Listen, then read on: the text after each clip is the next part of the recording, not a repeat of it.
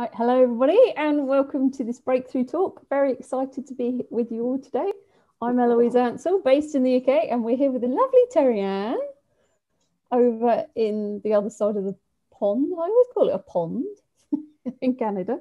But we have a breakthrough class planned, well, for anyone across the globe who wants to join in, really, coming up in May. And we thought we'd do a little bit of a talk just to introduce Terryann if you don't know her, talk about breakthrough a little bit and answer any questions any of you have. So if you want to pop questions in the chat, if you want to drop me a message, I've got my phone here, I'll try and keep an eye on it. And we haven't had any questions sent in as such, so we can just do whatever we want, really. There's no set agenda for today. But Terryann, do you want to welcome everyone and introduce yourself? For those who don't know her. No, she doesn't. She's shaking her head. I love it. You've got to say something at some point. I know I have to say something at some point. There's always that first, energy of what we're going to do, and I have no idea what we're going to do. We don't have so many people on, but I'm sure there are going to be people listening because I know people wanted to join. Yeah, we've had lots of people register, so whether they jump on or not, I'll keep monitoring the chat. Great. So I'm going to start writing a few things as we go along. So if you would keep the chat box empty so you can follow along, and Eloise will also send out the chat because we are going to do some work today. It's your introduction to this work. So I was just asking one of the attendees, what they like to hear, and I didn't get an answer. So I'm kind of searching through my archives of what everyone would like to hear about me personally and my work. So one of the things is I'm a senior instructor in Breakthrough under the umbrella of the International Body Talk System. I've been doing Breakthrough since 2005. I'm also a body talk practitioner, Reiki master, and do a lot of other, interesting things in my sessions along with Breakthrough sessions. And we also have attending here the other instructor. I've been kind of alone for many years teaching, and Caroline Linton is on as well, and she's listening in. And maybe she'll add her 2 cents worth as well. She gives classes as well. So the two of us are always teaching, bringing this beautiful work to everyone. So the founder of this system is Esther Veltheim. And one of the most interesting things for me is that as a child, I noticed that if I had a conflict, I knew that as soon as I saw what was going on in my conflict, how the two sides of the mind were pulling or pushing up against each other, and I could see both of them. It almost was like a neutralization. I would see it, and then the conflict would go. So I would ask my mother all the time, how can I know what I don't know? And my quest began from a very young age. This was I think I was about 8 years old when I started asking.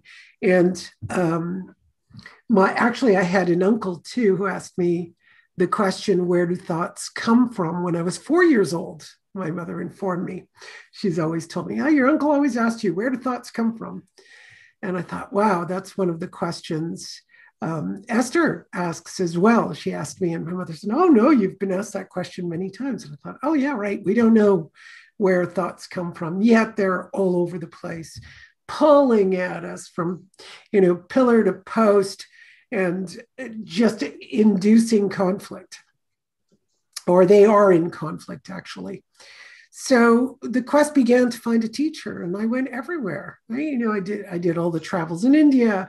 I went from, guru to guru. I read books. I did everything.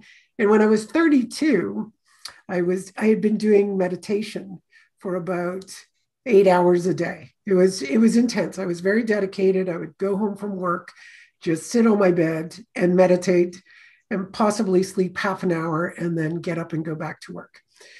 And by the time I was 32, I wasn't triggered. I was walking down the street with my sister, and people were stopping me. They were smiling at me wherever I went. I got a smile, and they stopped me. And my sister just went like this to my face and said, "What's going on with you? I want to have what you have. I love everybody's reaction to you. This is great." And all of a sudden I said something, and I knew as soon as I was about to say this, that the world was going to crash in. But I turned around and looked at her and I said, I whispered, actually, "I think I did it. I think I got all my conflicts. They're gone.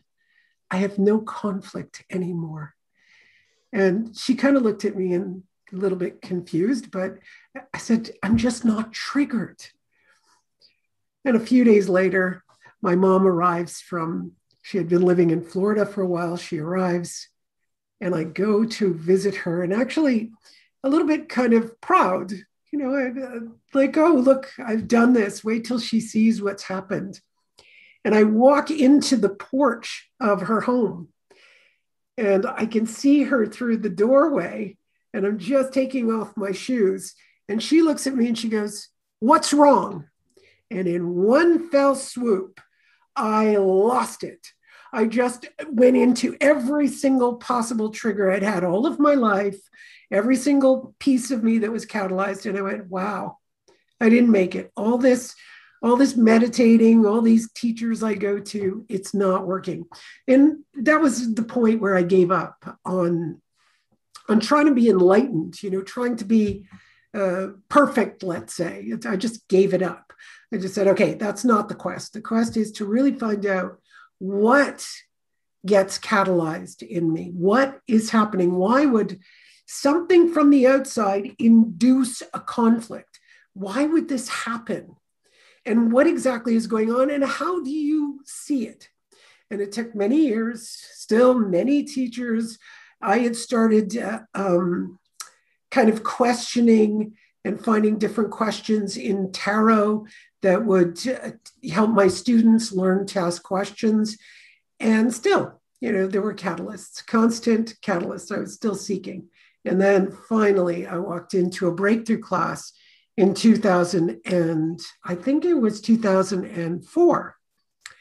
And after about a half an hour of the talk and talking about catalysts and being triggered and my identities and the mind, I just said, I was sitting again with my mom, and she's sitting right next to me.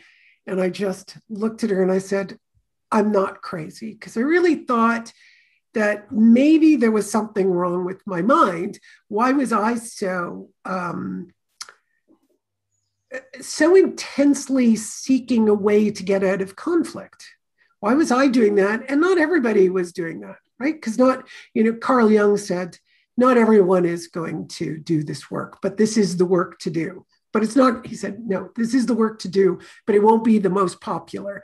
And it makes sense because it does take some dedication to yourself. That's all you need to do to come to this class, is if you have a dedication towards yourself and you think, hey, I want to work with myself. I want to be able to, come out of the lazy thinking, basically. So we're very lazy, meaning we have a bunch of assumptions in our mind. We don't seek the truth. We just seek which side of the coin is going to benefit us. And then we meet up with someone who has the opposite side, and right away we're triggered. Why don't you think like me? You can think of vaccine opinions. You can think about political opinions. It's just constant. We're constantly battling to different ideas all the time. So that's when I decided I would go see Esther. I took a class with another instructor at the time, and I went to see Esther, and like a tiny little baby, Esther was talking about her experiences, everything that she went through. And I just sat there and cried for an entire week. And she turned around and looked at me because I was getting up every single break and asking people, let's go do a breakthrough. Let's go do a breakthrough. And she would see me.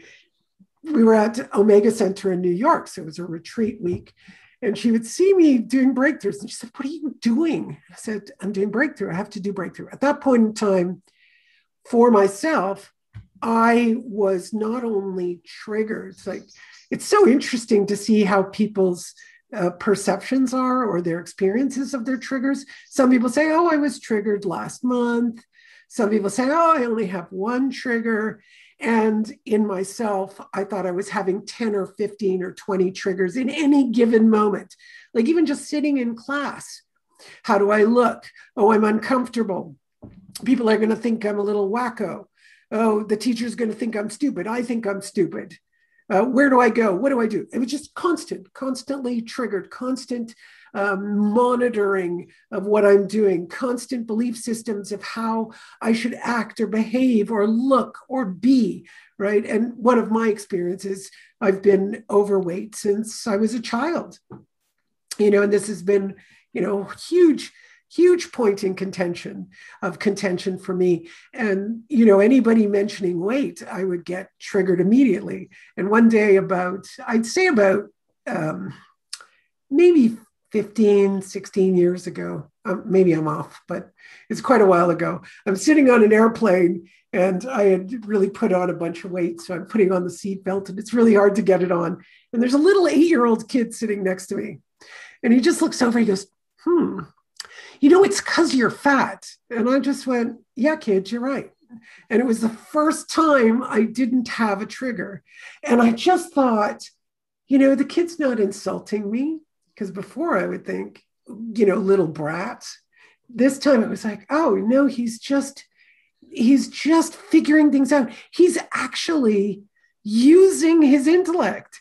He's actually discerning. He's actually questioning and assessing. And he assessed the whole situation. And it's because you're fat. And I'm like, wow, his brain's working well. He figured it out. He's like, why is she struggling? Could just see his kid. And I thought, wow. And I didn't have a trigger. I was like, yes. Nice fat bum I have. So you can imagine that, this kind of moment where we're triggered into an overreaction. Maybe you could think of a moment. I mean, everybody has it differently. I'm very dramatic, right? I have a Greek origin, so I'm very dramatic. And some people aren't. Some people are less dramatic. It depends your culture. It depends on your background.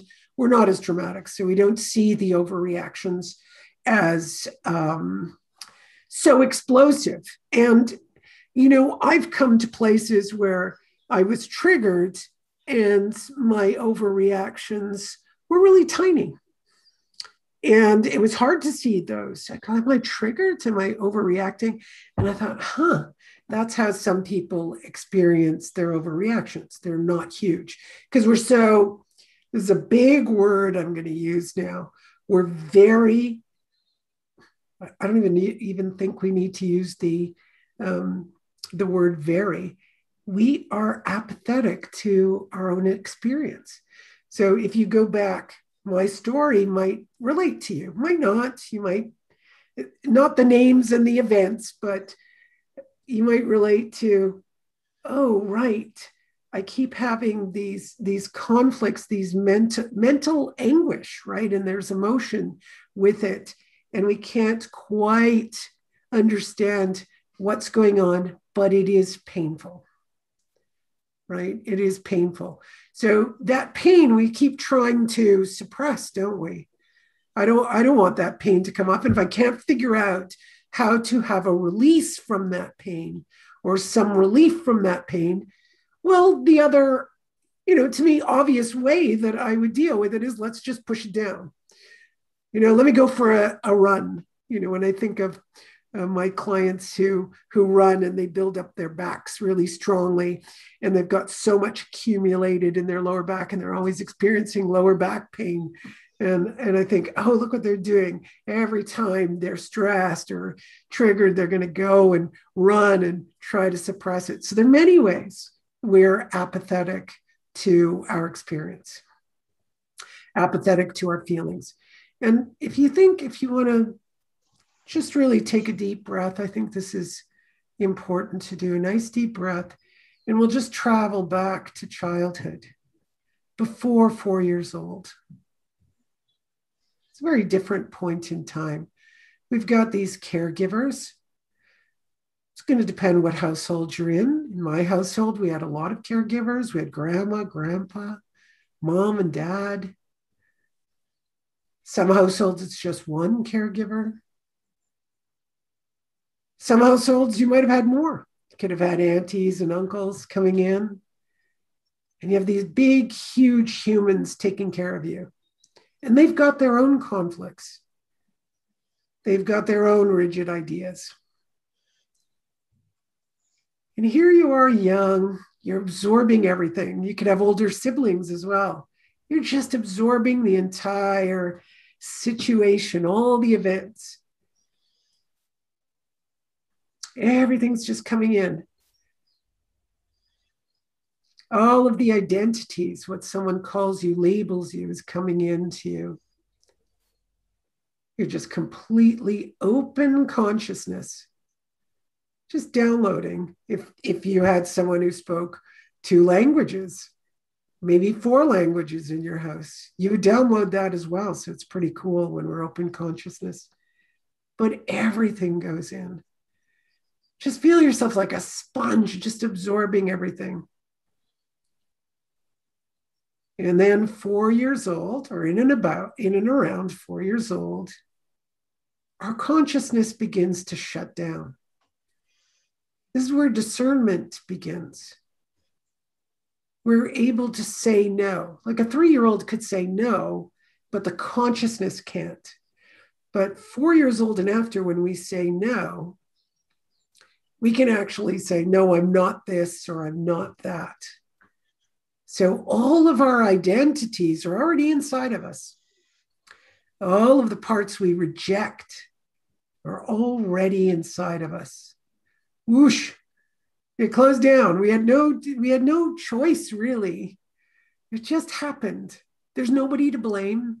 There's no one's fault. Because if you go back and say, oh, it was my parents, well, then it's their parents and their parents. So when does it stop? When I was 15, I said, the buck stops here with me. I'm the one who's going to change this. And maybe today's the day you're going to change this. You're going to decide, you know what? The buck stops here with me. Stop blaming. Stop blaming myself. Stop blaming everyone else. Let me start seeing what's really going on. We don't even know how our body minds work. We assume how it works. We often confuse feelings with emotions. We confuse assumptions and thinking with how the intellect works. Whew, that's so strange. Even just saying that, you might not even understand what I'm saying, or you may clearly understand what I'm saying. Took me a long time to get it. I read Gurdjieff when I was very young, and he talked about the feeling function, the intellect function, the emotional functions, how all of our different systems operate. And we just assume, it's all just one big thing. Everything I feel, whatever I'm blaming, that's real. I'm just going to make assumptions about life. And of course, we end up triggered, overreacting. We suffer. And breathe. And now we're just going to explore together. We're going to start that exploration today.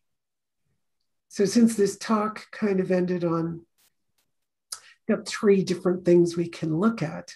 What exactly is a trigger? What's an overreaction? And also, what is the use of the intellect? What's the function of the intellect? So what I'm going to do is write out a question. And the question must be in 8 words maximum. And you can say, a lot of people feel controlled by this, right? So I say, well, you're going to have to answer in 8 words in context. So when you see the answer, it should be a standalone phrase. so that you don't even need the question anymore once you see the answer. Why do we do that?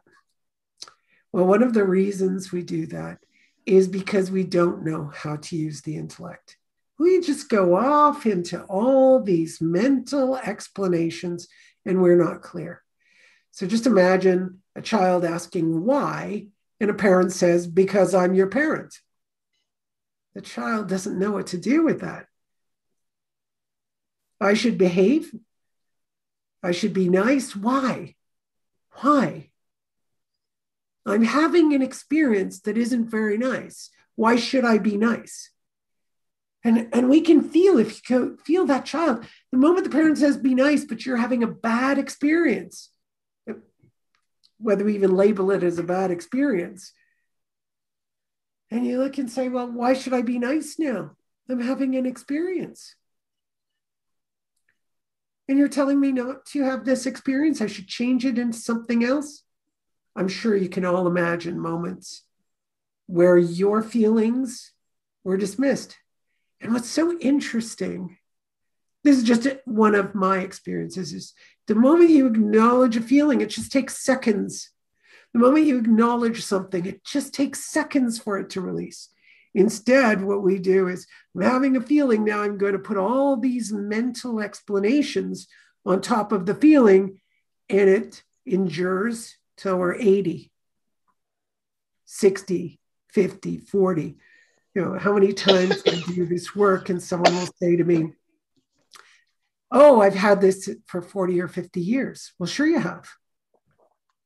And all we needed was one moment of acknowledgement. Oh, you're feeling bad. So I'll give you another story before I put out the question.